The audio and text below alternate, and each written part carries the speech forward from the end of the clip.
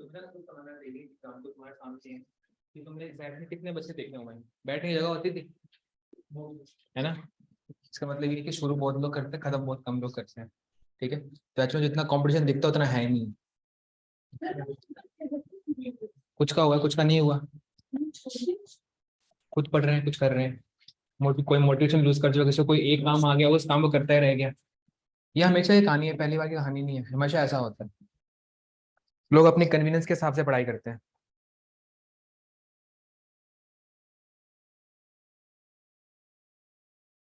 कुछ हैं जो एफर्ट करते हैं कि ऑनलाइन पढ़ लेते हैं, कुछ कहते हैं जो ऑनलाइन भी नहीं पढ़ना। तो आपको एक्चुअली मैं कह रहा हूँ जो आपको दिखता है ना कॉम्पिटिशन उतना है ही नहीं है। यूपीएससी में हर साल 10 लाख लोग अपेयर करते हैं आपका सिविल सर्विसेज के लिए, लेकिन the real competition is between 50,000 people only जो एक्चुअल में पढ़ रहे हैं आपके। सीडीएस में उससे भी कम, कम से कम कोई 25-30 हज़ार कैंडिडेट होता है जो ढंग से तैयारी कर रहा होता है, और उसमें 10,000 जो लोग हैं आपके वो रिटर्न निकाल देते हैं। मतलब अगर आप डरना चाहते हो तो आप देख सकते हो, तो आप ये देख लो, ये फिगर देख लो कि 3 लाख लोग अप्लाई करते हैं अगर आप डरना चाहते हो तो, लेकिन इस 3 लाख में से आपका सिर्फ 30,000 पीपल हैं जो सीरियस होकर तैयारी कर रहे हैं, और इसमें से आपके जो 10,000 लोग हैं वो रिटर्न निकाल देंगे। ये आपका एक्चुअल फिगर है। ठीक है, तो मैं ये कह रहा हूँ कि अगर आप इसको देखोगे तो फिर डर लगेगा, इसको देखोगे तो बिल्कुल डर नहीं लगेगा, 3 में से 1 में आना है आपने। ठीक है, अब डरने की बात यहाँ है, ये असली डरने की बात है। अब 10,000, चलो मैंने आपको ऐसे रफ फिगर दे दिए, 10,000 कभी सिलेक्ट हुआ करते रिटर्न में। आजकल 10,000 नहीं होते हैं, आजकल होते हैं आपके 6 से 5.5 तक होते हैं आजकल। ये आपको मैंने रफ फिगर दे दिया, बट फिर भी इट डजेंट चेंज मच कि आपका तैयारी इतने लोग ही करते हैं ढंग से। इसके बाद जो है आपका वो अगली कंपटीशन है जिसमें आप कितने सिलेक्ट होंगे, आपके सिर्फ 3.5। तो this is the toughest one. यहाँ बहुत लोग फंसते हैं आपके, और ऐसा नहीं है, ये 3-350 की जगह ना जो इंटरव्यू है वो आपके 600 भी निकाल सकते हैं। मतलब if they are good enough even 600 people will be recommended, but merit का सीन कभी पड़ता ही नहीं है, बिकॉज गर्ल्स में तो फिर बहुत ज्यादा ना, ओवरऑल बात कर रहा हूँ बॉयज की, गर्ल्स की सीटी कितनी है ना, तो वहां तो पड़ेगा चक्कर मेरिट का। बट आईएमए में सीटें खाली जाती हैं, ओटी में सीट्स खाली जा रही हैं, एनसीसी एंट्री में जो बॉयज की है उसमें आपकी 40 सीट्स होती हैं, उसमें सीट्स खाली जा रही हैं आपकी। ठीक है, तो इट्स नॉट अबाउट कि मतलब सीट्स कम है, जो उनको चाहिए वो है ही नहीं आप लोगों में, मतलब मेरे में भी, इसीलिए मैं यहाँ पे। हाँ, अरे आप लोग मतलब ये थोड़ी बोल रहा हूँ मैं कि आप लोग मतलब एस्पिरेंट्स एज अ होल जो नहीं हो पा रहे हैं सिलेक्ट आपके। सर आपके एक्सपीरियंस के अकॉर्डिंग आपको ऐसा क्या करना चाहिए ऐसा एक्सपीरियंस ताकि आप recommend कर सकें? मुझे जॉब नहीं करनी चाहिए थी। सर आप जॉब करते हैं साथ साथ हाँ ये तो गलत है। मुझे भी लग गया पता, मतलब मैं हम्म और बताना पड़ता है बताना पड़ता है। अरे वो बात नहीं है, वो तो अच्छा ही मानते हैं अगर आप जॉब कर रहे हो, वो it doesn't matter. But the thing is कि मतलब when I got into this field ना, तो मैं अपना पढ़ना भूल गया। ठीक है, और अगर मैं बोलूँ रिटर्न में, तो रिटर्न में तो मतलब जॉब के बाद मेरे नंबर फर्स्ट क्लास आए हैं, लेकिन एसएसबी में जो मेरे स्टार्टिंग के अटेम्प्ट थे विदाउट जॉब वो बेटर थे। मतलब मैं कभी प्रिपेयर नहीं कर पाया ढंग से, मेरे को ये है, मैंने आज तक कभी कोचिंग नहीं ली एसएसबी की, आज तक कभी कोचिंग नहीं ली मैंने आज तक एसएसबी की। कारण यही है कि मेरी कभी हिम्मत ही नहीं पड़ेगी छुट्टी ले लूँ 15-20 दिन की। ठीक है, तो ये चीज़ है, तो मतलब मैं तो यही मानता हूँ। हाँ, ये सेल्फिश था ना, मैं पैसा मिल रहा था यहाँ पे। छुट्टी दे देते हैं हाँ और कुछ कुछ तो इतना पागल होते हैं कि वो छोड़ ही देते हैं जॉब। हाँ, मैं इतना पागल नहीं हूँ। हाँ सर, कुछ कुछ होते हैं, मतलब मेरी और मुझे से इसलिए बोल रहा हूँ। हो गए रिकमेंड वो? 15 लाख जॉब छोड़ के सर रिकमेंड हो गए? नहीं। बस वही चीज मेरे माइंड में भी थी।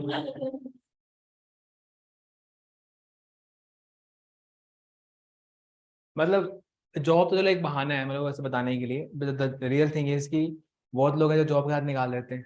ठीक है, और कुछ लोग हैं जो अपना स्टार्टअप कर रहे होते हैं फिर भी निकाल देते हैं, स्टार्टअप में तो और टाइम देना पड़ता है, but time management is the major issue. मैं कभी तैयारी नहीं कर पाया उसके बाद उसकी।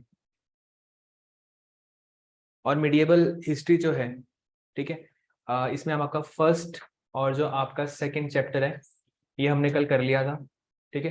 Today we are starting with your third chapter, that is your Delhi Saltanat. क्या हो गया? पड़ी होगी यहाँ पे कोई, देखो।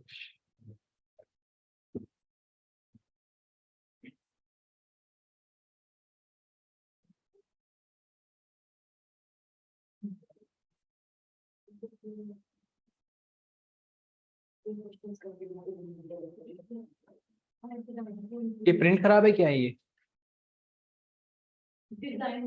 खुद बनाए कि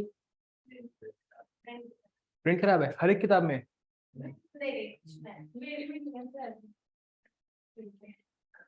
चिढ़ा रहे हो?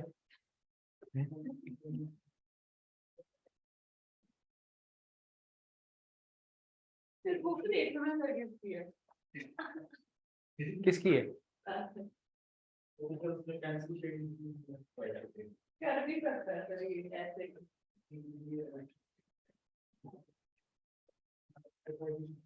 ओके, जो आपका सल्तनत पीरियड है वो आपका 1206 से शुरू होता है और आपका खत्म होता है आपका 1526 में, ठीक है। और जो भी हम कल बात कर रहे थे, कल्चरल चेंजेस, लिटरेचर चेंजेस, ठीक है, बिल्डिंग्स, आर्किटेक्चर, बहुत सारी चीजें चेंज आती हैं। इंडिया का जो पॉलिटिकल सिस्टम है उसमें चेंज आता है, जो इंडिया के कल जो रहन सहन है, बहुत चीजों में चेंज आता है आपका।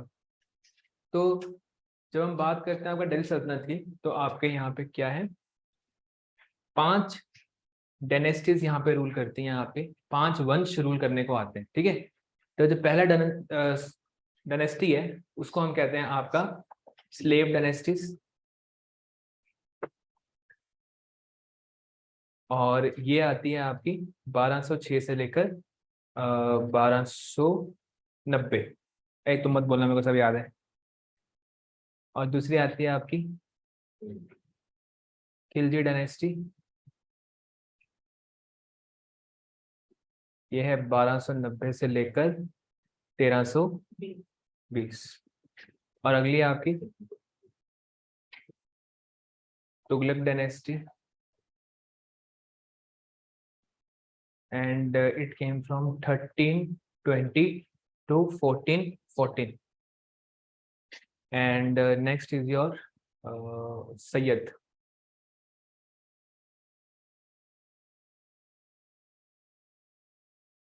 and it came from 1414 to 1451. And the last one is your Lodhi dynasty. It came from 1451 to 1526. तो ये 5 वंश आपके रूल करने के लिए आते हैं। इन 5 वंश में जो ये लोधीज होते हैं, ये होते हैं आपके अफगान, और जो बाकी 4 हैं ये होते हैं आपके तुर्क, ठीक है। अब इसको हम सल्तनत पीरियड इसलिए कहते हैं क्योंकि जो इनके राजा हुआ करते थे वो राजा आपके क्या कहलाते थे, आपके सुल्तान कहलाते थे, ठीक है। The rulers of this period were known as sultan, और सुल्तान का जो रूल है उसको कहते हैं हम आपका सल्तनत, ठीक है। अब एक सिंपल बात आपको पता होनी चाहिए, the longest ruling dynasty was Tughlaq dynasty, the shortest ruling dynasty was Khilji dynasty. ऐसे क्वेश्चन आपके आते हैं एफकेट के अंदर, ठीक है। तो this is the shortest ruling and this is the longest ruling. हालांकि इन सब में से जो आपने नाम सुना होगा, आपने खिलजी का नाम सुना होगा बिकॉज ऑफ रणवीर सिंह, ठीक है, पद्मावत मूवीज ने बना रखी है, ठीक है। तो आज हम कोशिश करेंगे, कोशिश ले क्योंकि टॉपिक थोड़ा लंबा है, ठीक है। तो today we will try to finish up slave dynasty, tomorrow we will only do Khilji dynasty, in the next class we will only do Tughlaq, ठीक है। 3, और जो आपकी ए क्लास होगी उसमें हम कवर अप कर लेंगे ये और इनका administration, because it's a long chapter, I am not going to lie, it's a long chapter and it will take time. अगर आपको सीरियस पॉइंट ऑफ व्यू से करना है तो टाइम आपको लगेगा, ठीक है। Today we will only try to do your slave dynasty. अब जो स्लेव डायनेस्टी है इसके बारे में आप बताता हूं आपको मैं, इसको हम कहते हैं आपका मामेलुक डायनेस्टी, इसको मामेलुक भी कहते हैं, ठीक है।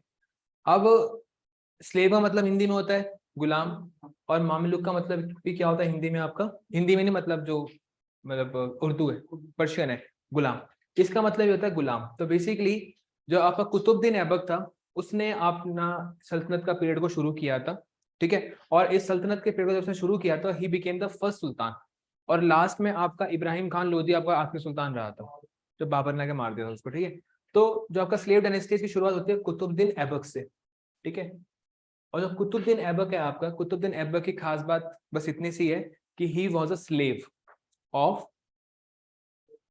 मोहम्मद गोरी। मोहम्मद गोरी जब इंडिया को इन्वेड किया, वापिस चला गया, तो किसको छोड़ गया यहाँ पे? कुतुबुद्दीन ऐबक को।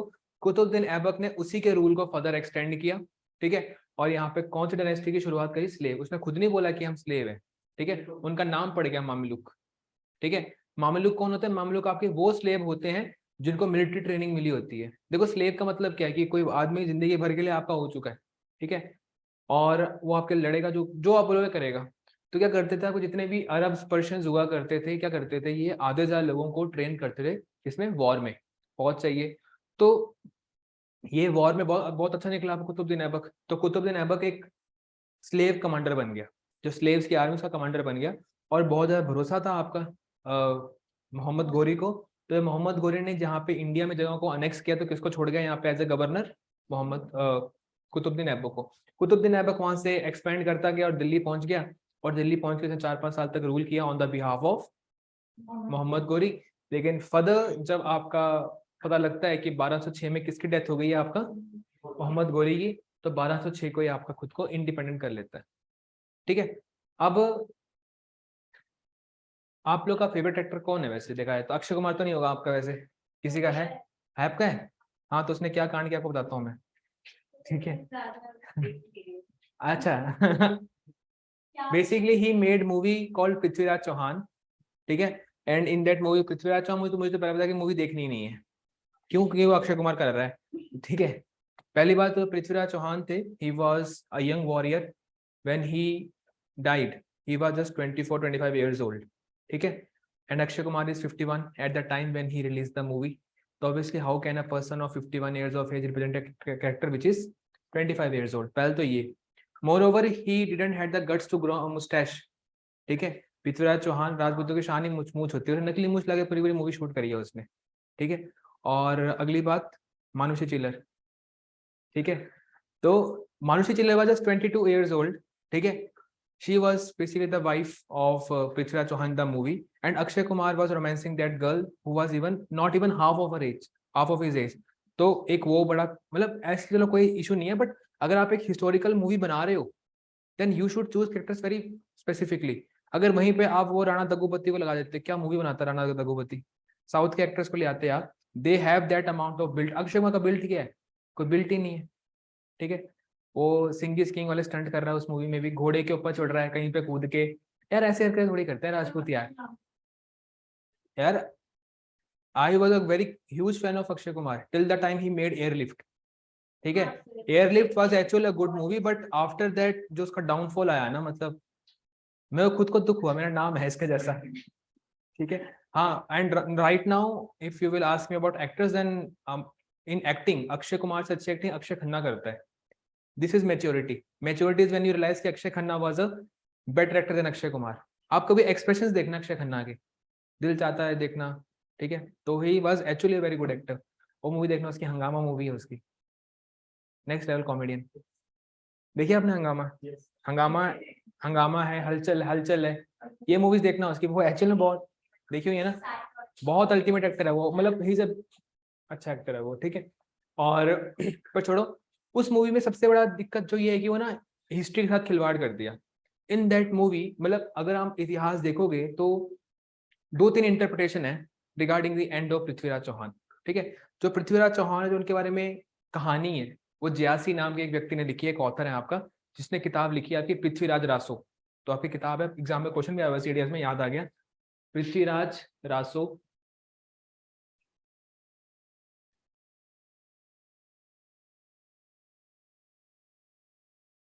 ठीक है, ये किसने लिखी है आपके? जयासी ने लिखी है, ठीक है। तो पृथ्वीराज रासो जो किताब है आपकी, ठीक है, तो वो बेसिकली जो हमने किताब लिखी गई है यहाँ पे, उसमें थोड़ा बहुत जानकारी मिलती है पृथ्वीराज चौहान के बारे में हमें। और कई सोर्सेज ऐसी हैं जहाँ पे कहा गया कि Prithviraj Chauhan was killed in the battlefield. Some said कि Prithviraj Chauhan was taken to Ghazni, ठीक है, बट इसके बारे में कोई ज़्यादा श्योरिटी नहीं है। जो भी हम एनसीईआरटीज में पढ़ते हैं, ठीक है, उसमें तो यही कहा गया है कि आपका पृथ्वीराज चौहान जो था वो बैटलफील्ड में मारे गए थे, और उसके बाद आपका मोहम्मद गोरी जब वापिस आया था लास्ट इन्विजन करके बहुत समय बाद 1206 में, वो तब मारा गया था आपका। कौन? मोहम्मद गोरी की बात कर रहे हैं। But in the movie it was shown कि जो पृथ्वीराज चौहान थे ही न्यू अ आर्ट, और ये बात सही है कि पृथ्वीराज चौहान का एक आर्ट थी।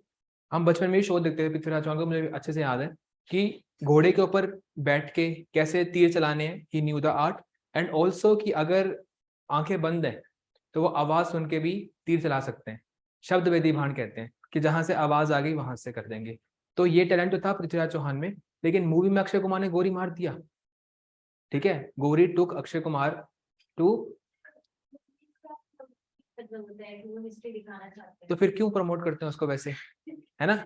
Historical drama, the greatest warrior of Indian history, ऐसी बातें क्यों बोलते हैं? ये सिर्फ टीआरपी बढ़ाना चाहते हैं, कुछ नहीं। हम्म। क्योंकि क्योंकि सब नहीं, सब नहीं है, सब नहीं है ऐसे, ठीक है, मतलब कुछ अच्छी मूवीज भी हैं आपकी हिस्ट्री के ऊपर, ऐसा नहीं। ये सिर्फ आग के ऊपर बनी अरे है। वो छोड़ो, जो पद्मावती मूवी है, क्या मूवी बनाई है पद्मावती?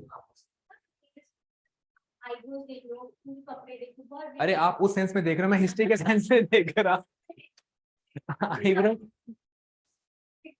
मतलब जो गाना है आपका खली बली वाला जो गाना है, ठीक है, before that song there is one conversation between Alauddin Khilji and there is one very famous poet sitting there, उसका नाम है अमीर खुसरो, बैठा हुआ है, आपने नोटिस नहीं किया होगा, लेकिन वो इतनी डिटेलिंग है कि अमीर खुसरो उसका एक पोइट हुआ करता था, ठीक है, और वो कहता है कि आमिर साहब, ठीक है, और साथ में उसका नाम देता है तूती हिंद।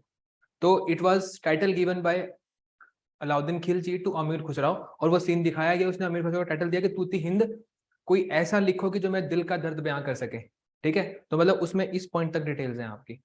और जो फ्रेंड्स हैं राजस्थान के जो एक्चुअल में प्रॉपर वाले राजपूत हैं, दे ऑल्सो से कि मतलब चीजें बहुत ज्यादा सही तरीके से डिपिक्ट की गई हैं, तो मूवी तो वो भी बना गई है, और उस मूवी में इतनी कंट्रोवर्सी थी आपकी, बट स्टिल दैट मूवी बस, तो ऐसा नहीं कि अच्छी मूवी भी बनी है। हाँ, अरे कपड़ों को छोड़ो यार। अच्छा वो, अच्छा पद्मिनी की हाँ। हाँ, ये था कि वो जो हल्का सा शीशे में दिख रहा है वो भी नहीं दिख रहा। और मूवी में कपड़ों को लेकर थी, और दूसरा पानी को लेकर थी। कपड़ों का तो पता नहीं, पर ये क्या पानी? हाँ,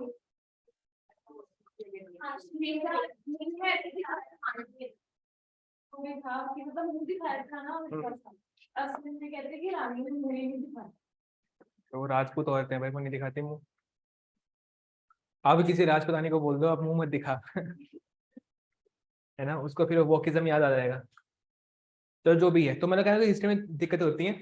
तो 1206 में अगर हम भूल जाए पृथ्वीराज चौहान जो मूवी बनाई अक्षय कुमार ने, तो पृथ्वीराज चौहान पहले उनकी डेथ हो गई थी, ठीक है, और 1206 में किसकी डेथ हुई थी आपकी? मोहम्मद गोरी की। और वहां पे कौन सी डायनेस्टी शुरू होती है आपकी? Slave dynasty. स्लेव डायनेस्टी के जो आपके पहले रूलर थे वो कौन था आपका? कुतुबुद्दीन ऐबक है।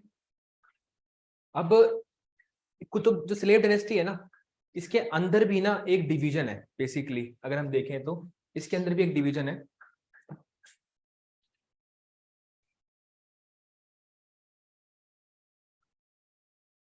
इसके अंदर भी एक पार्ट है आपका कुतुबी, एक पार्ट आता है आपका कुतुबी, जिसके तहत आपका कुतुबुद्दीन ऐबक और उसका बेटा आराम शाह रूल करते हैं, ठीक है। और जो दूसरा पार्ट आता है वो आता है आपका इलबारी। अब होता है क्या है कि जो आपका कुतुबुद्दीन ऐबक होता है वो अपनी बेटी की शादी करवाता है शमशुद्दीन इल्तुतमिश से, ठीक है। और इल्तुतमिश जो होता है वो भी स्लेव ही है, ठीक है, लेकिन वो कौन सी डायनेस्टी का स्लेव होता है? इलबारी का होता है। तो अब कुतुबुद्दीन ऐबक का परिवार खत्म हो गया, और स्लेव के अंदर ही किसका परिवार आ गया आपका? इल्तुतमिश का। तो इसके अंदर कौन कौन रूल करने के लिए आता है आपका? एक इल्तुतमिश और एक इसकी बेटी रजिया सुल्तान, ठीक है। इसके अलावा और भी नमूने आते हैं बीच में, ठीक है।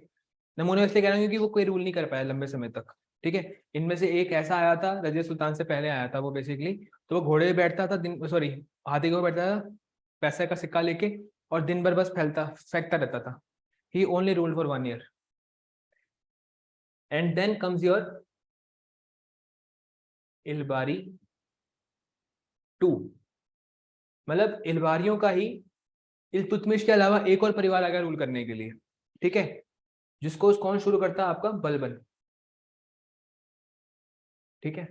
तो आपका जितने भी रूलर्स मैंने यहाँ लिखे हैं, जिसको अभी मैं ऐसे थोड़ा सा हाईलाइट करूंगा, हमें इनके बारे में सब पता होना चाहिए। एक कुतुबुद्दीन ऐबक, एक इल्तुतमिश और एक Balban. These are the 3 most important rulers, क्योंकि इन्होंने कुछ ना कुछ तो किया होगा कि जो एक परिवार को तोड़ के रूल करने के लिए आ गए आपके। तो हमें कुतुबुद्दीन ऐबक के बारे में पढ़ना है, इल्तुतमिश के बारे में पढ़ना है और बलबान के बारे में पढ़ना है, ठीक है। एक रज़िया सुल्तान है वो उसकी वाइफ थी इल्तुतमिश की। ना बेटी थी यार, ऐसे मत बोलो। तो सर कुतुबुद्दीन ने अपनी बेटी की शादी से करी इल्तुतमिश से। हाँ जी, ठीक है। कुतुबुद्दीन ऐबक ने अपनी बेटी की शादी करवाई किससे? इल्तुतमिश से, ठीक है।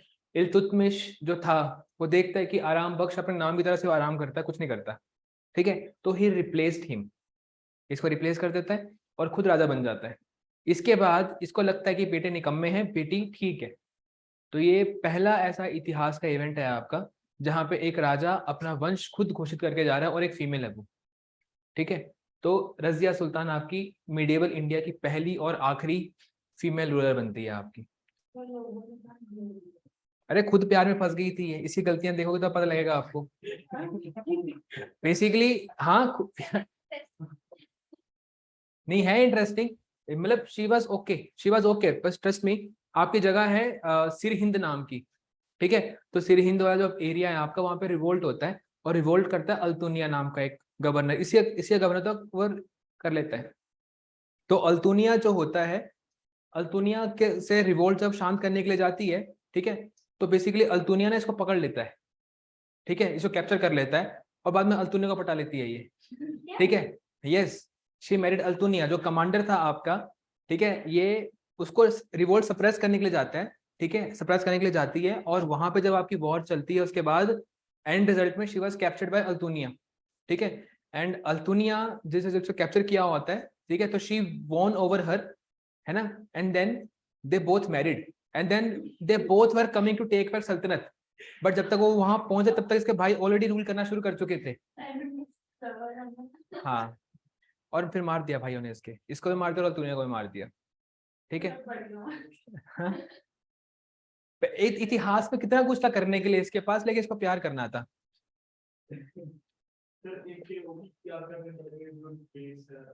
हाँ, यहाँ थोड़ी थोड़ी बहुत, मतलब डेट्स इतनी इंपॉर्टेंट नहीं है, ऑर्डर इंपॉर्टेंट है, ठीक है। कौन सी डायनेस्टी पहले आई, अब देखो जैसे आपको मैंने डायनेस्टी का बता दिया, तो स्लेव में कौन कौन पहले आया ये याद करना है आपने ऐसे, ठीक है। ऑर्डर याद करना है, एज इतना इंपॉर्टेंट नहीं है आपका। इनकी पॉलिसीज, इनके सिक्के, ये सब बहुत ज्यादा इंपॉर्टेंट चीजें हैं आपके, ठीक है। अब एक्चुअल में अगर देखना, कौटिल्य की मतलब एक लाइन थी बेसिकली। तो Chandragupta when he was training under Kautilya, हमने बताया, हमने डिस्कस भी किया हुआ है, तो उसको ना प्यार हो जाता है किसी से, चंद्रगुप्त मौर्य को किसी से प्यार हो जाता है और कौटिल्य कहता है कि दूर रहे इससे, ठीक है। चंद्रगुप्त कहता है कि नहीं बनना है, प्यार करना है। तो फिर लेकिन हाँ, मतलब he fell into love with someone and Kautilya बार बार उसको बोल रहे हैं नहीं करना ये सब काम, कुछ नहीं बन पाएगा जिंदगी में, कुछ नहीं कर पाएगा, निकम्मा हो जाएगा, बहुत ज्यादा समझाया उसको, लेकिन still he was not able to control himself, ठीक है। और उसका फोकस भी टूटना शुरू हो गया, ठीक है।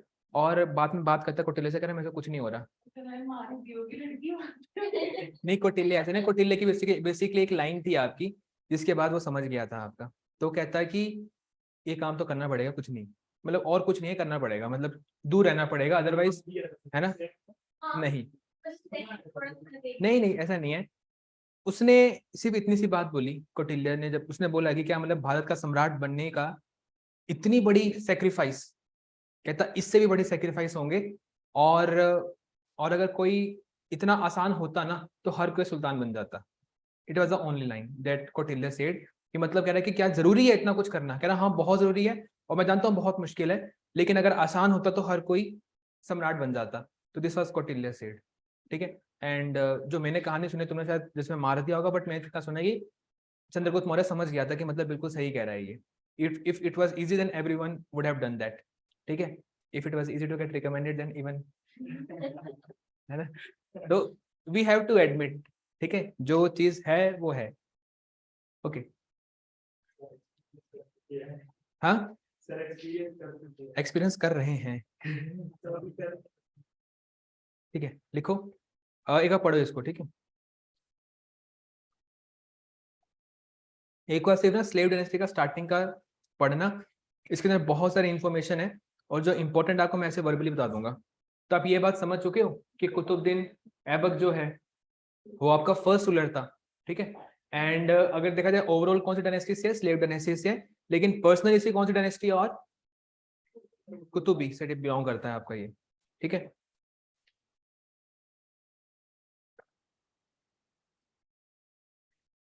तो लिखा हुआ है Qutubuddin Aibak was a slave of Muhammad Ghori. In Arabic language, slave means Mamluk, ठीक है। Hence dynasty established by Qutbuddin Aibak is called as slave dynasty और मामलुक डायनेस्टी, ठीक है। अब ये मत बोलना कि जो स्पेलिंग मैंने लिखी है वो गलत लिखी है, स्पेलिंग मामलुक की वो भी सही है, ये भी सही है, ठीक है। He became independent after Ghori's death and began to rule in 1206. He founded first independent, याद रखना, ठीक है, फर्स्ट इंडिपेंडेंट टर्किश किंगडम। आपको मैंने कहा ना, जो आपकी स्टार्टिंग की 4 डायनेस्टी वो कौन से उसकी हैं, टर्किश रीजन की है, Turkish kingdom in India, and he was the first to assume the title of sultan in India. देखो सबसे पहला जो टाइटल सुल्तान का है वो महमूद लिया करता था, जो महमूद था ना आपका, Mahmud Ghazni, he was the first sultan, ठीक है। But in India who to the title of sultan, Qutubuddin Aibak, ठीक है। कैपिटल क्या है इसकी, लाहौर है, ठीक है। और वहीं से मतलब रूल करता था आपका ये, और 4 साल तक ये रूल कर पाया, ठीक है। और इसकी डेथ कैसे होती है वो भी एक इंटरेस्टिंग फैक्ट है। Basically there is a game जो एनडी में भी खिलाते हैं, जो कहते हैं हॉर्स पोलो, ओटी में भी खेलते हैं, आई में भी खेलते हैं, ठीक है, हॉर्स पोलो कहते हैं। And when he was playing horse polo, जिसको हम चौगान कहते हैं इनकी भाषा में, तो he fell from horse, he was already old and then he fell from horse and then he died. तो लाहौर कैपिटल थी इसकी, कैपिटल याद रखनी है, कौन सा राजा की कौन सी कैपिटल थी। He was known as Lakh Bakhsh, मतलब giver of lakhs, because he used to give a lot of donations, तो उसका क्या नाम पड़ गया था आपका, लाख बख्श। इंडिया की पहली मॉस्क जिसका नाम है कुव्वत उल इस्लाम, इसको मार्क कर लो, ये इंडिया की पहली मॉस्क है, इससे पहले इंडिया में कोई मॉस्क नहीं थी आपका, ठीक है। और एक और है आपका अदाई दीन का झोपड़ा, जो कि है आपका अजमेर में। तो ये दोनों मॉस्क किसने बनाई है आपके, कुतुबुद्दीन ऐबक ने बनाई है। He also started the construction of Qutub Minar. अब कोई कुछ लोग हैं जैसे नाम से क्या लगता है, कुतुब मीनार कुतुबुद्दीन ऐबक ने बनाई है अपने लिए, अपने नाम के ऊपर, but there was a Sufi saint जिसका नाम था कुतुबुद्दीन बख्तियार काकी। अब सूफी एक नई टर्म आपके सामने आ चुकी है। अगर आप अभी सोचोगे इस्लाम के बारे में, आपको इस्लाम कैसा दिखता है, स्ट्रिक्ट, ठीक है। बट कुछ आपके ऐसे भी मुस्लिम्स हुआ करते हैं जो कहते थे कि God does not need sacrifices from you, they just need love and devotion, and you can show your love and devotion by music। तो वो गाने गाते रहते थे, वही ख्वाजा मेरे ख्वाजा, जैसे तो देखा होगा ना आपने वो मूवी जोधा अकबर। हाँ, हिस्ट्री से याद है, कितनी एक्यूरेट मूवी है जोधा अकबर आपकी, just look at that movie, वो कितनी एक्यूरेट है आपकी। तो अगर मेहनत करता अक्षय कुमार, वो भी पहुंच जाता उस लेवल तक, उसने की नहीं मेहनत, उसके 3 अरे बात वो नहीं है ना, फेंकता वो होता है, वो कहता हमने 10 साल तक रिसर्च करी है, 10 साल की, हाँ 10 साल की रिसर्च में उसको ये नहीं लगा पता कि मोहम्मद गौरी की डेथ कैसे हुई थी, ठीक है। There is one more movie जो आपके सुना होगा आपने, battle of Saragarhi, battle of Saragarhi सुना आपने, जिसमें आपके सिख लड़ते हैं, अक्षय कुमार की मूवी नहीं है, केसरी मूवी जो है, हाँ वानी वानी, हाँ हाँ ठीक है, ठीक है, हाँ हाँ माही वाली, ठीक है। तो वो मूवी एक्चुअली पहले रणदीप हुड्डा की थी, ठीक है, Randeep Hooda was going to make that movie. और रणदीप हुड्डा का एक लाइफ का फेज था इसमें उसने दाढ़ी बड़ी कर ली थी खुद ही, ठीक है। इसकी इतनी दाढ़ी थी, 2 साल उसने काटे खालसा एड के साथ, कि मैं एक बार सिखों को समझता हूँ। अक्षय कुमार को लग गया स्क्रिप्ट बहुत बढ़िया है, उसने नकली दाढ़ी लगाई और मूवी बना दी। इस मामले में सर आपकी खान बहुत बढ़िया है, जैसे उसने लाखों चड्डा बनाई, उसने अपनी दाढ़ी असली में बनाई कि मैं नकली काम नहीं करूंगा। नहीं नकली है मेरे ख्याल से, सुल्तान नहीं है वो, दंगल है।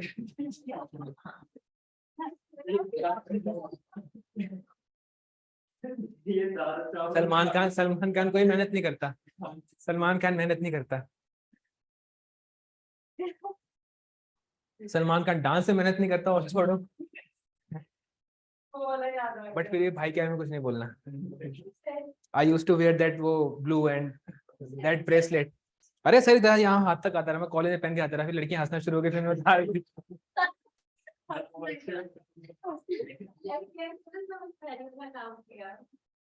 ठीक है, नहीं बट आपको ये बता दें कि एक चीज नहीं चाहिए सर। हाँ, आई हेट दैट। ठीक है, he started construction of Qutub Minar, but he considered Qutub Minar for a Sufi saint जिसका नाम क्या था, कुतुबुद्दीन बख्तियार काकी। ठीक है, और याद रखना कि बनवाते बनवाते इसकी डेथ हो जाती है, and it was later completed by Iltutmish. ठीक है, तो इल्तुतमिश कंप्लीट करते, तो कुतुब मीनार को बनाने में दो राजाओं का हाथ है, एक कुतुबुद्दीन ऐबक और एक आपका Iltutmish. This is something that you have to remember. अगला है आपका ही पैटर्नाइज फखरुद्दीन। ठीक है, इसने एक किताब लिखी है Tarikh e Mubarak Shahi, and also Hasan Nizami who wrote Taj ul Masir. ठीक है, ये किताब मैंने पढ़नी है, मैंने बहुत सुना है इसके बारे में, हसन निजामी के बारे में, Tajul Islam. It was the first official history of the Delhi Saltanat. ठीक है, तो ये याद रखना है कि इस समय के ऊपर ना आपको कंटेम्पररी याद रखने हैं कि कौन से राजा के कौन कौन से कंटेम्पररी थे और वो कौन सी फील्ड से जुड़े हुए थे। तो एक आपको लगा कंटेम्पररी पता, कुतुबुद्दीन बख्तियार काकी। हु वाज कुतुबुद्दीन बख्तियार काकी? अ सूफी सेंट जिसकी मेमोरी में क्या बनाया गया आपका कुतुब मीनार। ठीक है, and the other contemporary are Hasan Nizami and your Fakhruddin. ठीक है, दोनों कौन है आपके ऑथर्स हैं, आपके राइटर्स हैं आपके। ठीक है, एंड जो आपका हसन निजामी है, he is known as the earliest historian of ancient medieval India. ठीक है, एक आपका अल बिरूनी था, याद करो कौन सी किताब लिखी है आपकी अल बिरूनी ने? अच्छा, अल बिरूनी में अपनी गलती करती शायद मेरे ख्याल से, हमने उस दिन पर्शियन लिखा था ना, पर्शियन नहीं है, अरेबिक है। ठीक है, the language of that book किताब उल हिंद, ठीक है, दैट इज अरेबिक। ये मेरे को डाउट भी आ रहा था उस टाइम के ऊपर, क्योंकि हिंद जो शब्द है ना आपका, हिंद शब्द आपका अरेबिक है, अरबी वर्ड है आपका, एंड हिंदुस्तान नाम आपका दिया गया है अरेबिक ट्रेड मर्चेंट्स के द्वारा। तो जो आपका नाम है Hindustan, it was given by Arabic traders. तो मैंने एक बार फिर वापस चेक किया तो अरेबिक आया इसका। ठीक है, तो it this is book written in Arabic. Okay, तो फखरुद्दीन ने कौन सी किताब लिखी है आपकी? तारीख की मुबारक शाही। और हसन निजामी ने कौन सी किताब लिखी है? तज उल मासीर। इन दोनों बुक्स को आपने मार्क करना है, इनके ऑथर को भी याद करना है। ठीक है, देखो अगर आप लूसेंट खोल के देखोगे या आप पार्टनर खोल के देखोगे तो इन्हीं किताबों के नाम आपको दिख जाएंगे, लेकिन वो होंगे आपके टेबल के फॉर्म में, और टेबल याद करना बड़ा मुश्किल होता है।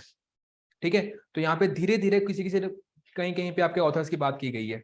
ठीक है, तो इसके बाद कौन रूल करने के लिए आता है इसका बेटा? आराम शाह। ठीक है, एंड ये मारा कैसे जाता है आपका सुल्तान? आपको मैंने बता दिया कि ही was playing a game called Chaugan. तो आप लिख सकते हो he died while playing Chaugan. Chaugan क्या है आपका? हॉर्स पोलो। हाँ वही, हॉकी स्टिक लंबी होती है बस। ठीक है, तो इसको काफी लोगों ने इनकेपेबल समझा आराम शाह को। तो जो इसका सन इन लॉ था ऐबक का, क्या नाम था उसका? इल्तुतमिश। ठीक है, उसको दिल्ली बुलाया और उसने क्या किया आपका आराम शाह को डिस्पोज कर दिया और क्या बन गया? खुद एक सुल्तान बन गया। ठीक है, कुतुबुद्दीन ऐबक के बारे में जो इतनी इंफॉर्मेशन है, it is more than enough. ठीक है, तो सूफी संत कौन सा था इसके समय के ऊपर? कुतुबुद्दीन बख्तियार काकी। ठीक है, एंड इसका सन इन लॉ कौन था? इल्तुतमिश, जो कि इसका नेक्स्ट रूलर बन जाता है आपका, और वो इलबारी डायनेस्टी की शुरुआत करता है। ठीक है, तो जो आपका इल्तुतमिश है, ही बिलोंग टू इलबारी ट्राइब। आपको लग गया पता यहीं पे, इसलिए इसको हम कहते हैं आपका इलबारी डायनेस्टी का पार्ट। तो इसीलिए his dynasty was known as Ilbari dynasty. ठीक है, his half brother sold him to slave. देखो भाई ने बेच दिया, हम कहते हैं ना, हम मजाक मजाक में कहते हैं भाई तेरे को बेच देंगे बाहर जाके, इस सच में बेच दिया। तो his half brother sold him in a slave market, और बाद में इसको किसने खरीद लिया? ऐबक ने। और again he was a good warrior, and that is why he made up his position in front of Aibak, and he married the daughter of Qutbuddin Aibak. ठीक है, तो जब कुतुबुद्दीन ऐबक की बेटी शादी कर ली तो इसको कहाँ का? मैं ऐसा बोला कि ये रिस्पेक्ट करता था अपने फादर की, तभी इसने कुतुब मीनार बनाया, बाद में पेंटिंग करता। बिल्कुल, सर देखो एक तो है ना बिक गया फिर खरीद लिया फिर दिखाते हैं खरीदा उसी की बेटी की शादी हुई। हाँ ऐसा ही होता है, यही तो होता है, तो फिर सिंगल पार्ट होता है। अब नहीं ऐसा हो सकता। हाँ, अभी आप तो कौन सा आर्टिकल है जो आपको मार्केट में बिकने से बचाता है? 21 ए हाँ हाँ एक्सपेक्टेशन लगा 23 23। तो ऐसे देखो अभी आपका आर्टिकल आ चुका है, इसलिए आप इतनी तरह मार्केट में नहीं बिक सकते, ठीक है, एज अ स्लेव। सर वैसे ऐसे दिखते हैं, मतलब सर जैसे ना कहाँ है मार्केट? जैसे मुझे असाइनमेंट्स लिखवानी है। पंजाब में तो जैसे सील करते हैं, वो बिहार वाले होते हैं ना, अरे वो अलग चीज है, एक साल के ये आप जाओगे तो यहाँ पीछे, अरे ये पीछे है आपके लेबर चौक। पास से खरीद की और नेपाल में वो कॉन्ट्रैक्ट ब्याह कॉन्ट्रैक्ट शादी अरे शादी के लिए भी आधा कहते हैं कि आपका जो बिहार है वहाँ शादियां नहीं हो रही थी एक समय के ऊपर, एंड इवन इन यूपी तो they brought brides from Nepal. वो भाग भी जाती हैं पर यस सर, आप, क्योंकि प्यार मोह थोड़ी होता है वहां पे। सर वो लाते हैं वो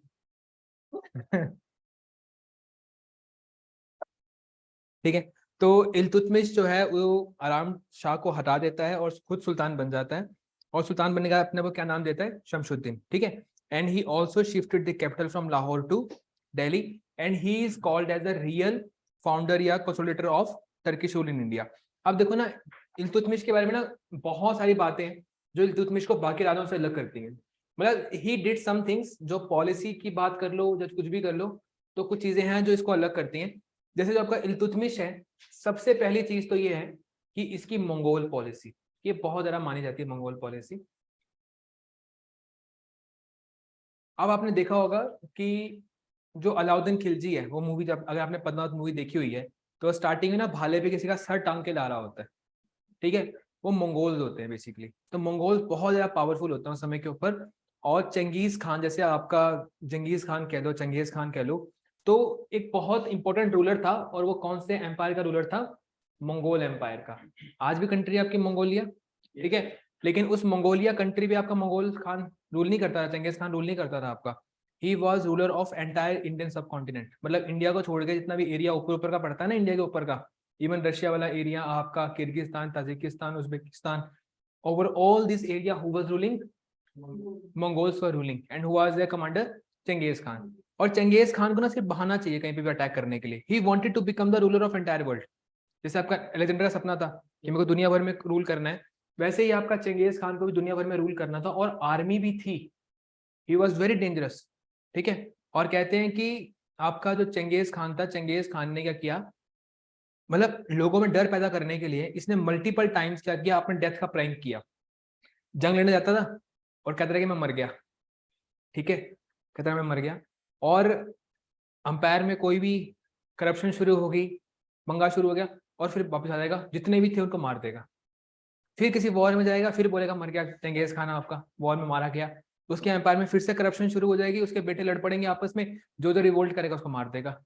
तो जब वो एक्चुअल में मरा ना, किसी को विश्वास हुआ ही नहीं कि वो मरा, ऐसे ही सर हमारी ठीक है। और आज तक कभी उसकी डेड बॉडी कहाँ पे है, उसकी कब्र कहाँ पे, किसी को नहीं पता है, ठीक है। ऑब्वियसली अब तो मर गया होगा, ऑब्वियसली बात है, हम कब की बात कर रहे हैं, but he was such a dangerous ruler, he was such a dangerous ruler, and people used to afraid him, people were very much afraid of him. तो उसका ना इंटेंशन थी कि वो कहाँ पे आ जाए, आपका इंडिया में भी इन्वेड करे, ठीक है। तो इसकी ना एक पॉलिसी थी आपकी इल्तुतमिश की, कि अगर मुझे ढंग से रूल करना है ना, तो मुझे मंगोल से बिल्कुल भी कांटेक्ट मेंटेन नहीं करना, ठीक है, ना अच्छा कांटेक्ट ना बुरा कांटेक्ट। उसको पता नहीं लगे कि हम यहाँ पे रूल भी कर रहे हैं, ठीक है। तो होता क्या था कि मंगोल जहां पे भी अटैक करता था, वहां के लोग भाग के कहीं ना कहीं आपके असाइलम लेते थे। असाइलम का मतलब होता है शहर लेना। तो इसकी मंगोल पॉलिसी का ये पार्ट था कि चाहे कोई भी राजा आ जाए मेरे पास असाइलम मांगने के लिए, मैं उसको गेट से बाहर भगा दूंगा, मैं उसको असाइलम दूंगा ही नहीं, ठीक है। तो इसकी पॉलिसी क्या थी कि the policy of non interference with anything which involves Changez Khan, कि चंगेज खान की जिस चीज के ऊपर आंख है ना, मैं वहीं से मुड़ जाऊंगा, मैं जाऊंगा नहीं उस तरफ, ताकि चंगेज खान मेरी तरफ आ जाए, ठीक है। तो इस कारण से आपका चंगेज खान जो है वो इंडिया की तरफ उसने कभी अटैक किया ही नहीं। लेकिन चंगेज खान की डेथ के बाद मंगोल आए, ठीक है, वो आए खिलजी के समय के ऊपर अटैक करने के लिए।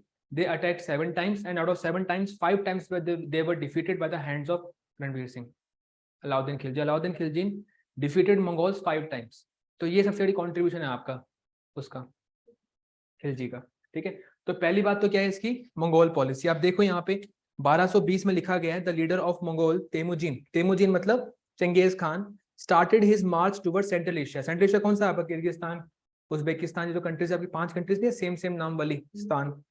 ठीक है, तो उसने क्या किया, उसने जलालुद्दीन मगाबरानी जो वहां का ख्वारिज्म का रूलर है आपका, उसको डिफीट कर दिया आपका। ठीक है, और वो भाग के कहाँ आ गया आपका, इल्तुतमिश के पास, और इल्तुतमिश ने इसको शेल्टर देने से प्रोवाइड कर लिया, मना कर दिया, और इसी कारण से he secured his empire from the wrath of Changez Khan.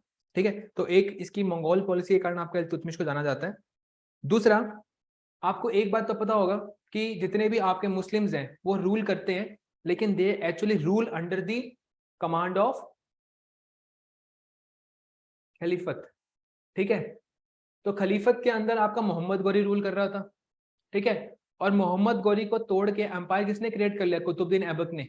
इसका मतलब है कि जो आपकी डायनेस्टी है, ये जो भी आपका नया एम्पायर बना इंडिया में, इसको किसकी परमिशन नहीं है, कैलिफ की परमिशन नहीं है, क्योंकि इन्होंने धोखे से या कुछ भी कह लो अपना एम्पायर को खुद से इंडिपेंडेंट कर लिया इन्होंने।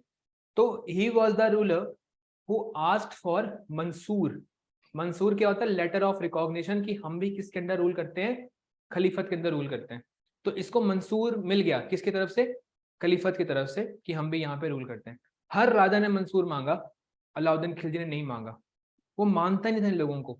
He was very much practical. जितने भी उसके उलेमास वगैरह हुआ करते थे ना, अगर आप कभी भी देखोगे, कोई मूवी देखोगे जहाँ पे आपका मुस्लिम कैरेक्टर्स को दिखाया गया है, तो लंबी दाढ़ी वाले सफेद कपड़े में बाबा जी होते हैं, ऐसे कर रहे होते हैं। ठीक है, उनको उलेमास कहते हैं। Ulemas are those people basically they have knowledge about everything about Islam, और कैसे राज्य को अपने इस्लाम के तौर तरीके से चलाना है, वो कौन बताता है आपको, उलेमास बताते हैं। तो इसने उलेमास डरते थे इससे, कि अगर हमसे उल्टा कुछ, अगर ये कहीं अटैक करने के लिए जा रहा है, हम बोलेंगे यहाँ अटैक नहीं करना, तो अगर हमें मार देगा ये। तो अलाउद्दीन खिलजी ने कभी उलेमास की नहीं सुनी। ठीक है, बट उलेमास जरूरी होते थे।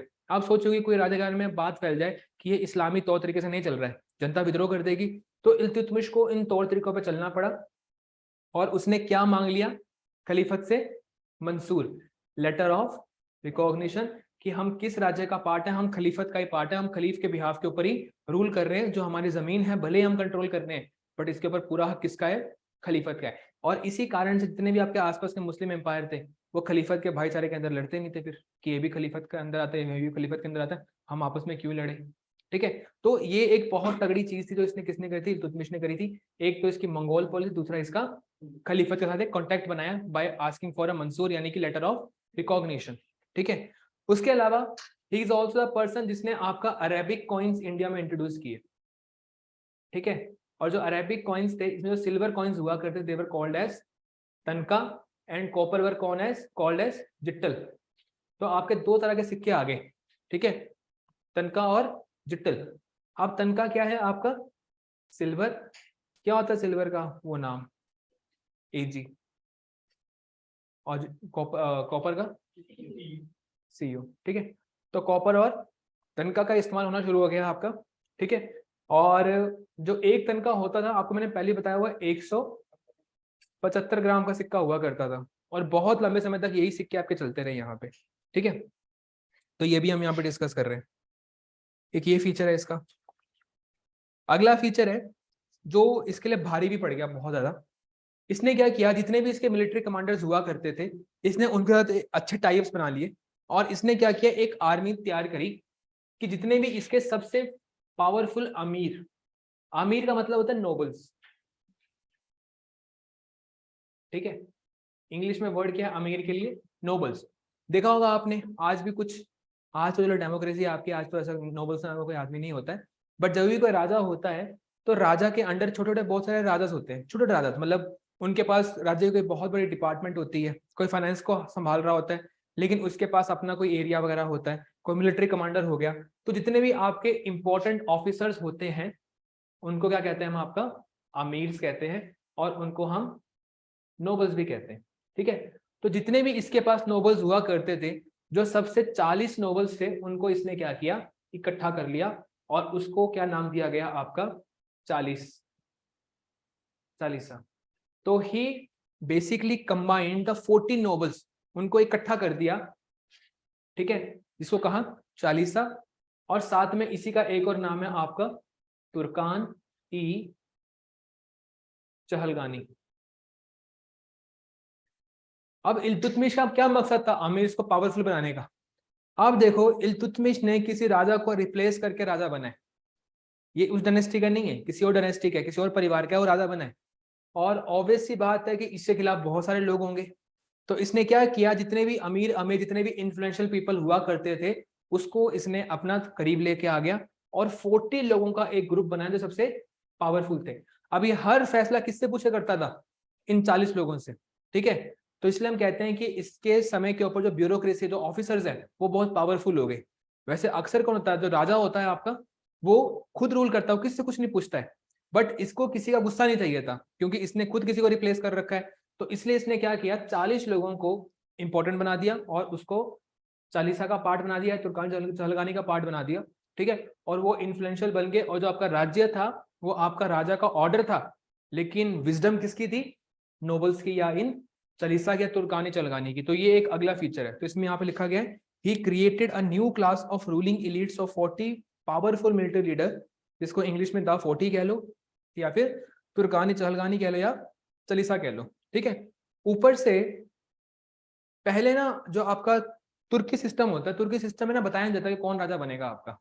बेसिकली क्या होता है, कोई भी राजा बन जाता है जो पावरफुल बच्चा होता है। जैसे एक आपका रूल होता है जो हिंदुइज्म में चलता है, जो भी आपके हिंदू किंगडम्स होते हैं उसको हम कहते हैं आपका प्राइमोजेनिचर, यानी कि जो सबसे बड़ा बेटा होता है, बेटा ही बनता है राजा, बेटी नहीं बनती, है ना। कुछ तो कारण होगा क्यों नहीं बनती बेटी रानी। हाँ करवा उसका भी इस्तेमाल किया जाता है मैट्रिमोनियल अलायंसेस के लिए, ठीक है। तो जो प्राइमोजेनिचर है, ठीक है। अच्छा एक और है, आपको क्या लगता है कि वुमेन एम्पावरमेंट की अगर बात की जाए तो गांव की वीमेन एम्पावर्ड है कि शहर की वीमेन एम्पावर्ड है?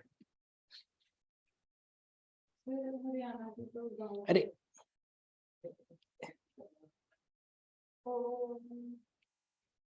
हिस्ट्री में और आज भी अगर देखा जाए तो जो आपका वर्किंग क्लास है इसकी वीमेन्स एम्पावर्ड है, और जो रूलिंग क्लास है देखा जाए तो उनकी वीमेन्स बहुत कम एम्पावर्ड है, मतलब उनको कुछ कोई फ्रीडम नहीं है। What do you mean by empowerment?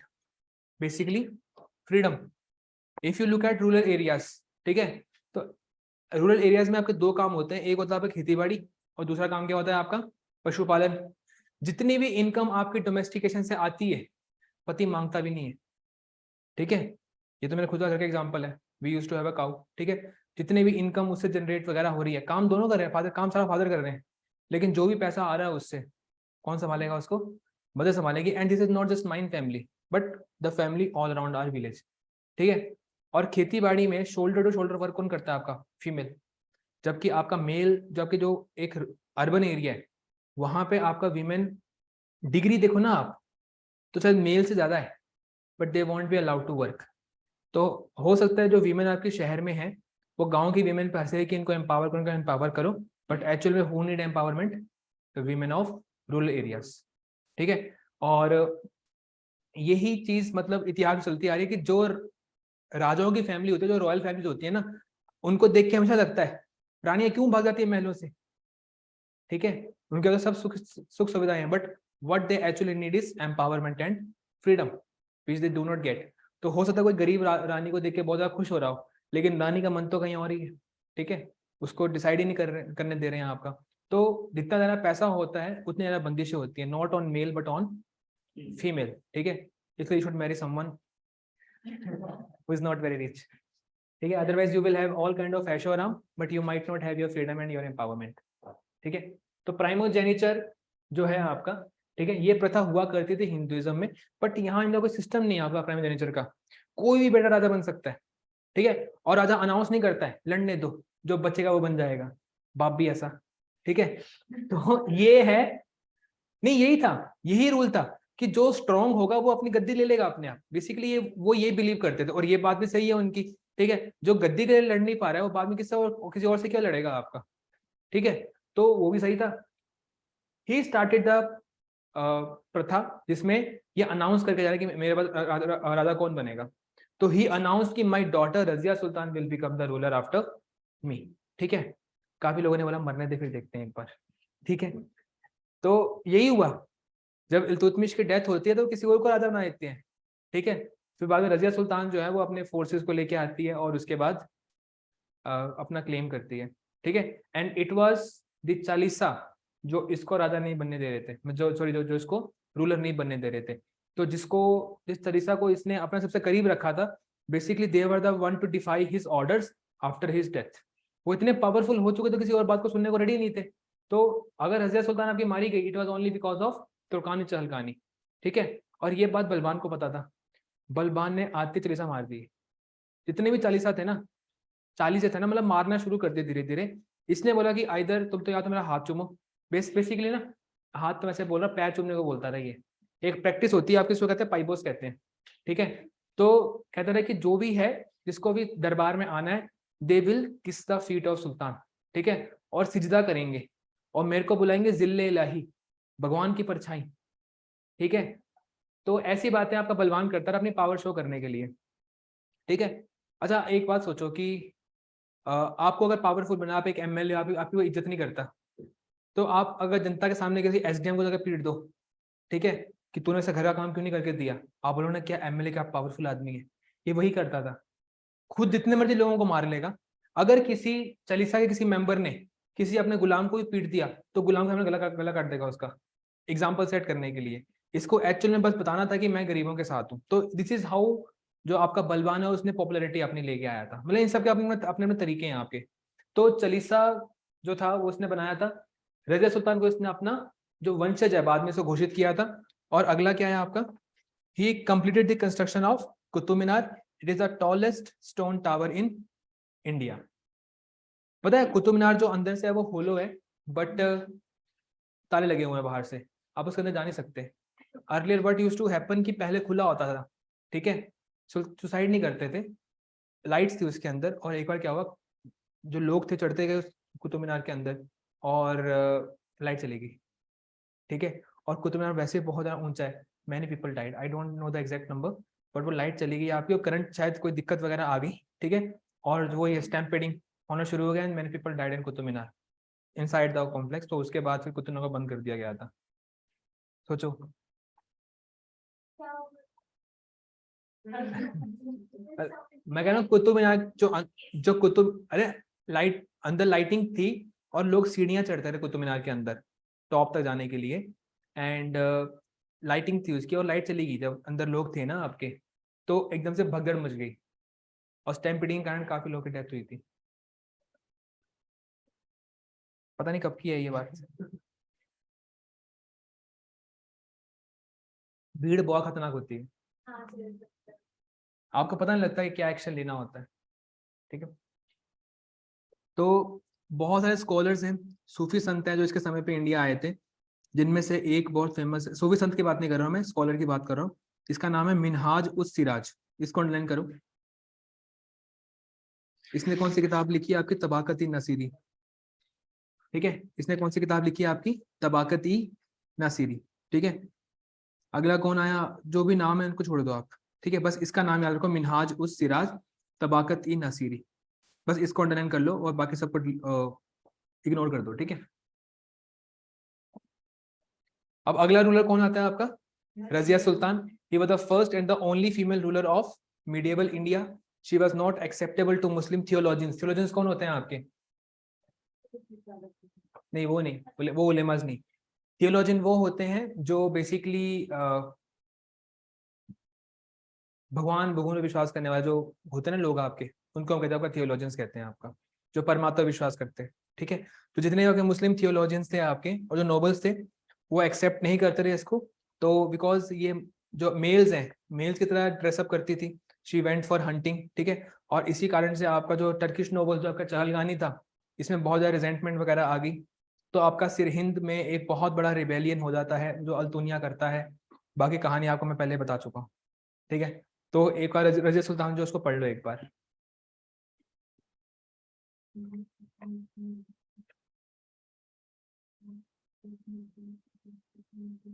यकूत कौन सा? यकुत कमांडर था इसका, जो रज़िया सुल्तान के मतलब साथ में ही था।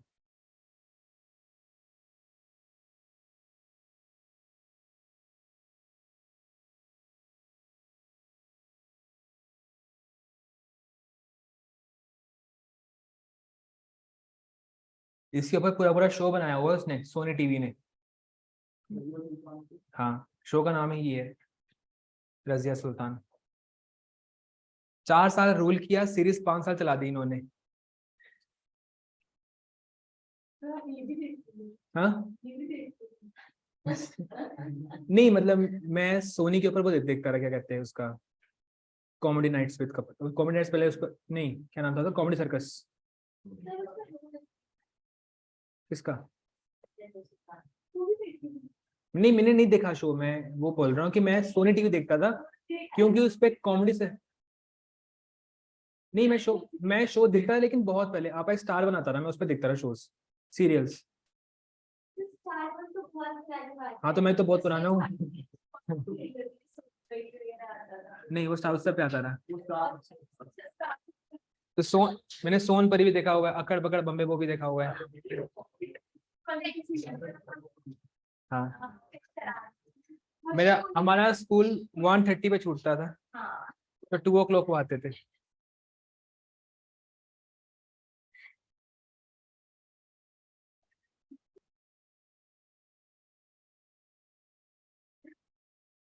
एक और शो था हातिम। हातिम, हाँ विकराल कबराल, वो नहीं देखा मैंने। अच्छा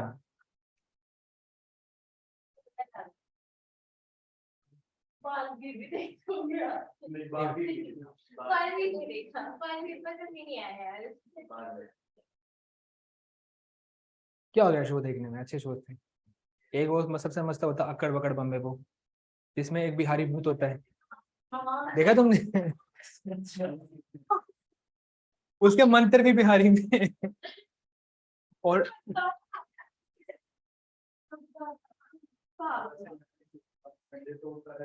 पर भूत का नाम क्या था, पर भूत का नाम बहुत फनी था, याद करो। गप्पू, गप्पू। मेरे पापा मम्मी सब देखते थे। अरे फनी था, मजा आता था देख के।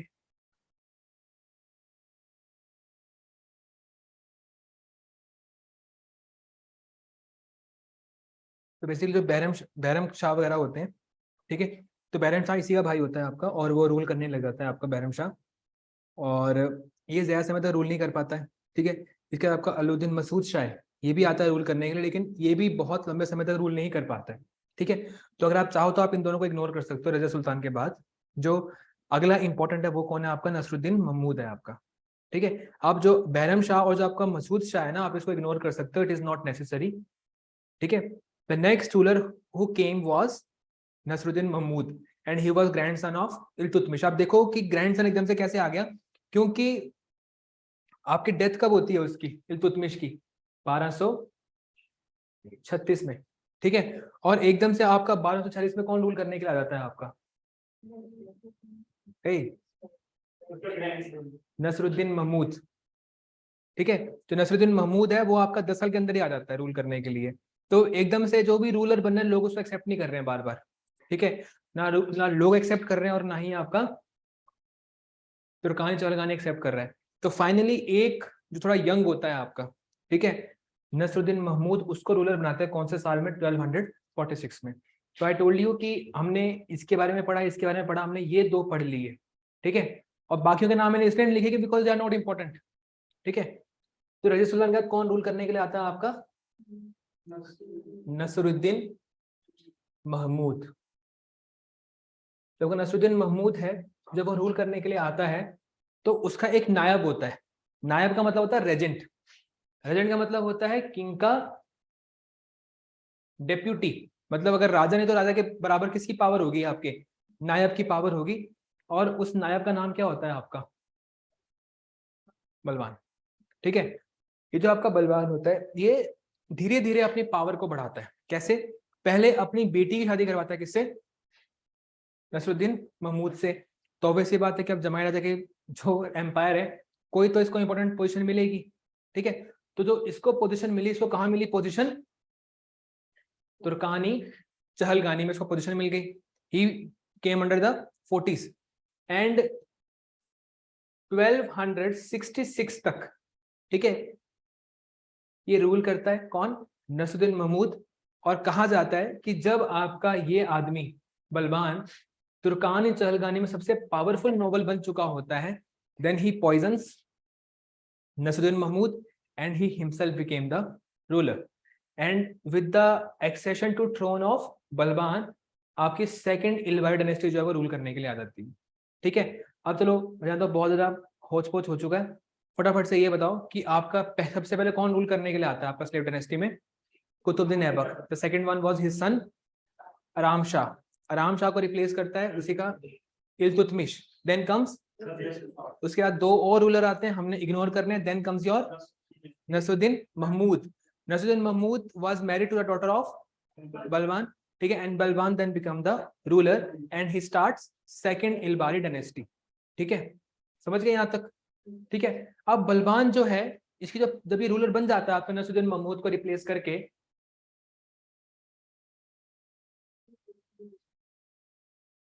बहुत नॉर्मल है फॉर पावर एटलीस्ट, ठीक है।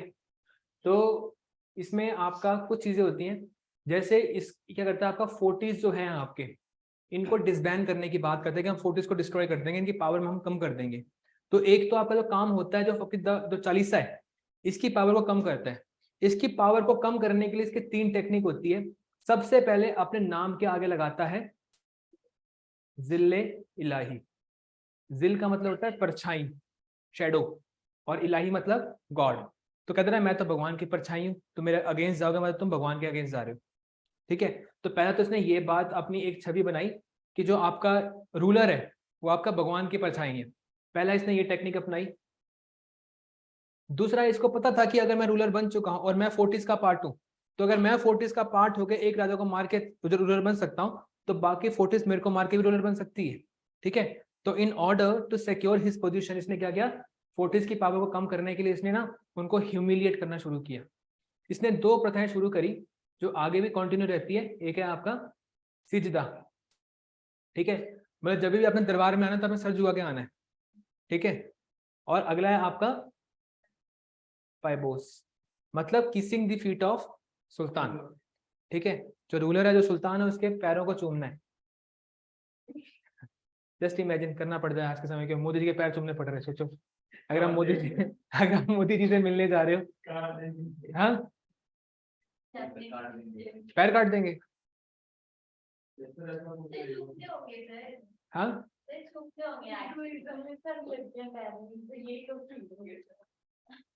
पता नहीं है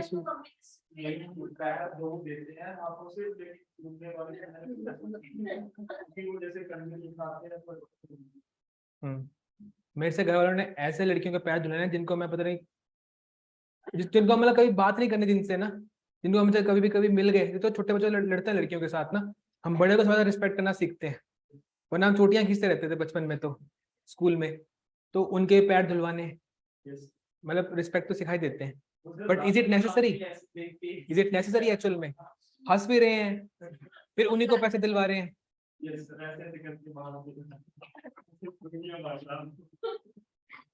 नौ लड़कियां होती है, एक लड़का भी होता है उसके अंदर, क्या कहते हैं उसको? लकड़ा?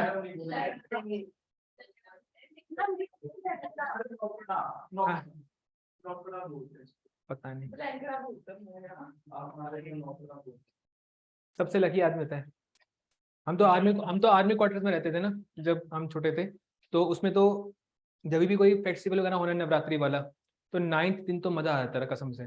हम सुबह शुरू होते थे तो मतलब खाते रहते थे, और पकड़ पकड़ के लेके जा रहे हैं। मुझे घर वाला नीचे भेज दिया हुआ है, अगली बार बच्चे हमारे घर आने चाहिए किसी और घर में गए तो मैं छोड़ूंगी नहीं। हाँ टिकटें लगती रही बच्चों की कि मतलब बच्चे अब हमारे घर पे आएंगे। और ये तो था आर्मी क्वार्टर में और सबसे बढ़िया बात ये कि खाना एक जैसा नहीं है, कोई तमिल के हैं, कोई केरला के, कोई कर्नाटक के, कोई महाराष्ट्र के, कोई गुजरात का है तो उनका अलग खाना बन रहा है, कोई उत्तराखंड का है, कोई हिमाचल का है, पंजाब का, उनका अलग खाना बन रहा है। वैरायटी बहुत थी, गोल्डन पीरियड। हाँ बबरू मीठे भी होते हैं, नमकीन वाले भी होते हैं। सिद्धू सिद्धू हमारे यहाँ सिद्धू हमारे यहाँ नहीं बनते, वो शिमला हेड बनते हैं। मैंने खुद नहीं खाया, मैंने सुना बहुत है बस। रोटी नहीं होती, मोमोज और आटा होता है। हाँ खतरनाक चीज होती है, बहुत टेस्टी होता है, मैंने खाया नहीं आज तक कभी। ठीक है, तो हम कहाँ थे, हम कहाँ पहुंच गए पैरों से नवरात्रों तक पहुंच गए। ठीक है, तो ये दो प्रथाएं शुरू करी थी in order to humiliate the Chalisa. And the next thing that came here was कि इसने क्या किया कि जितने भी आपके चालीसा हुआ करते हैं इनको इसने बेफालतू में पनिश करना शुरू कर दिया। देखो अब जैसे आपको मैंने एग्जांपल दिया कि सपोज उस टाइम पे गुलाम तो बहुत कॉमन हुआ करते थे, ठीक है, और इसको ना लोगों के मन में अपने लिए सिर्फ इज्जत पैदा करनी थी कि लोगों का मसीहा है, ये कोई नॉर्मल रूलर नहीं है, ये बस इज ए मसीहा। तो अगर किसी भी आदमी ने कोई कंप्लेन कर दी चालीसा के खिलाफ ना, he will immediately take action, चाहे उसने कुछ किया है चाहे नहीं किया है। तो जिसके कारण जो बाकी के चालीसा थे उनके मन में क्या हो गया, आपका डर पैदा हो गया। एंड इसके समय के ऊपर कोई चालीसा था ही नहीं, मतलब बेसिकली रूलर्स थे, में जो आपके अमीर थे, अमीर तो थे वो मरे नहीं एकदम से, लेकिन जो अमीर को कोई चालीसा का टैग नहीं दिया गया। तो इसको कहते हैं कि in real sense he is the sultan. ठीक है, क्योंकि हमने कहा कि इसने रूल फाइंड किया, लेकिन इसने कैसा रूल फाइंड किया कि जहां मैं भी रूल करूंगा और साथ में मेरे नोबल्स भी रूल करेंगे। लेकिन सुल्तान कैसा होता है, एकमात्र। तो एकमात्र रूल किसने किया, आपका बलवान ने रूल किया आपका। एक रिपब्लिक हो गया आपका, बट फिर भी सुल्तान तो बोल देते थे हम। ठीक है, तो ये चीजें इसने शुरू करी हैं। इसके अलावा इसने एक नया फेस्टिवल इंडिया में इंट्रोड्यूस किया, इसके ऊपर बहुत ज्यादा क्वेश्चन आते हैं। ठीक है, नवरोज या नवरोज कह लो इसको हाँ, नवरोज फेस्टिवल है जो आपका यहाँ पे इंट्रोड्यूस किया। और क्वेश्चन ये नहीं आया कि इसने इंट्रोड्यूस किया, क्वेश्चन आपका आया हुआ था ये है क्या, नवरोज है क्या। Navroz is basically your Persian new year. ठीक है, तो ये फेस्टिवल इंडिया में इंट्रोड्यूस करता है। इसके अलावा आपका ये स्पाइस की डिपार्टमेंट लॉन्च करता है, देखो जिसको हम कहते हैं आपका बरीद। बरीद कौन होते हैं, आपके जासूस होते हैं। ठीक है, अब इसको इन चालीसों के ऊपर नजर रखने के लिए क्या चाहिए, जासूस चाहिए। तो he introduced a department for spies, और जासूसों को क्या कहते थे ये लोग, आपका बरीद कहते थे। ठीक है, इसके अलावा he opened a separate military department. आपका एक मिलिट्री डिपार्टमेंट भी इसने अलग से करी। पहले आपका कोई डिपार्टमेंट फौज की अलग से नहीं हुआ करती थी, और उस डिपार्टमेंट को हम कहते हैं आपका दीवान ई अर्ज। ठीक है, एक सेपरेट मिलिट्री डिपार्टमेंट भी खोजता है। ठीक है, तो यहाँ पे यही चीजें लिखी हुई हैं आपका। तो इसका असली नाम क्या था आपका, बलवान का उलूग खान। ठीक है, he is the main architect of Delhi Saltanat. ठीक है, and sultan was god's shadow Zille Ilahi. ठीक है, and he was also going to receive the divine grace. इसको क्या कहा गया था आपका, नियाबती खुदाई, यानी कि जो भगवान की जो दुआएं हैं, जो भी आपकी वो क्या कहते हैं उसको, आशीर्वाद है, वो मेरे को मिलता है। ठीक है, तो ये खुद तो कहता था कि he was caliph's right hand man. ठीक है, तो he enhanced the power of the monarchy, he broke the power of the 40, he introduced sijda and paibos. ठीक है, पर्शियन फेस्टिवल नवरूज को भी लाया इसने ताकि लोग इंप्रेस हो सकें। एक सेपरेट मिलिट्री डिपार्टमेंट इसने खोजा। ठीक है, और इसने ऑलरेडी अपना एक ना जो बेटा है उसको माना था कि ये बाद में राजा बनेगा, तो उसका नाम क्या था आपका, प्रिंस महमूद। ठीक है, लेकिन जब अपने बेटे को लड़ने के लिए भेजता है मंगोल से, तो मंगोल के युद्ध में ये मारा जाता है। तो बेसिकली जिस टाइम के ऊपर इसकी डेथ होती है, तो उस टाइम पे कोई रूलर होता नहीं है रूल करने के लिए। ठीक है, तो जो उसका दूसरा बेटा होता है उसको रूल बनाते हैं, वो कहते हैं मेरे को इंटरेस्ट ही नहीं है। ठीक है, तो बाद में इसे ग्रैंड सन को बनाया जाता है, इसका नाम क्या होता है आपका, कैकुबाद। ठीक है, तो जो आपका बलवान है, ही हैड वन सन, जिसको इसने सोचा था कि मैं क्या बनाऊंगा, अगला रूलर बनाऊंगा, but he died in the battle with Mongols. So when he died he did not had anyone जो बाद में रूल कर सके। लेकिन बाद में क्या होता है, आपका कैकुबाद रूल करने के लिए आ जाता है, जो उसका कौन होता है, ग्रैंड सन होता है, ठीक है। लेकिन उसको बाद में कौन रिप्लेस कर देता है, आपका खिलजी नहीं, कैमूर आता है रूल करने के लिए, जो कि आपका मतलब एक बाद में इसका एक बेटा होता है बाद में, ठीक है। इसका सपोज देखो, मैं थोड़ा सा कंफ्यूजन होती है यहाँ पे, ये है आपका बलवान, बलवान के बेटे हैं, ठीक है, और बलवान का एक ग्रैंड सन है, ठीक है। तो ग्रैंड सन जब आपका कैकुबाद है वो रूल करने के लिए आ जाता है, लेकिन बाद में बलवान का ही एक बेटा जो है वो इसको कैकुबाद को रिप्लेस कर देता है। इसका नाम क्या होता है आपका, कैमूर। तो बलवान के बाद रूल करने के लिए कौन आता है, उसका एक ग्रैंड सन आता है, ठीक है। इसका नाम क्या होता है, कैकुबाद, लेकिन वो बहुत यंग होता है। तो उसको कौन रिप्लेस करता है, बलवान का ही एक ताऊ, ताऊ मान लो, चाचा मान लो, जो भी हो सकता है, आपका अंकल रिप्लेस कर देता है। मतलब कि कैकुबाद का जो अंकल होता है वो उसको रिप्लेस करता है। इसका नाम क्या होता है आपका, कैमूर। एंड कैमूर को कौन डिफीट करके गद्दी संभाल लेता है, आपका खिलजी। कौन सा खिलजी, दो खिलजी हैं, एक बड़ा और एक छोटा वाला, ठीक है। एक अलाउद्दीन खिलजी है और एक आपका जलालुद्दीन खिलजी है। तो जो जलालुद्दीन खिलजी है, जो उस मूवी में आपका चचा जान है, वो आपका रूल करने के लिए आ जाता है, ठीक है। तो एक बार इसको रीड कर लेना, कुछ खास है नहीं है इसके अंदर, बस जस्ट इसको एक बार रीड करो और बाकी हम आगे बढ़ते हैं। टाइम है हमारे पास अभी और नहीं है, एक्सीड कर चुके हैं शायद। तो we have done the part of your slave dynasty. इसको एक बार रीड कर लेना। कल खिलजी करेंगे। खिलजी के बारे में ना हमारी बहुत गलत परसेप्शन है कि Khilji is only a person who was after women, ठीक है, he was only a person who was after war. But actual में खिलजी की ना पॉलिसीज बहुत अच्छी थी। खिलजी के बारे में कहा जाता है कि चाहे जितनी मर्जी दिक्कत आ जाए, कुछ सोचो, अगर आपके आज टमाटोज की सप्लाई रुक जाती है तो टमाटो का प्राइस कितने पहुंच जाते हैं आपके, 250, 300, 400, है ना।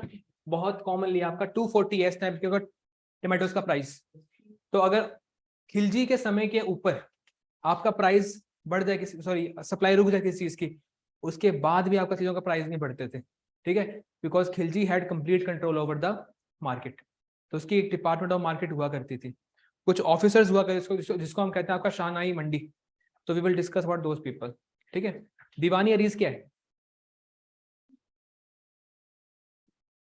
सर आर्मी से पहले इसका आर्मी से पहले आर्मी के साथ साथ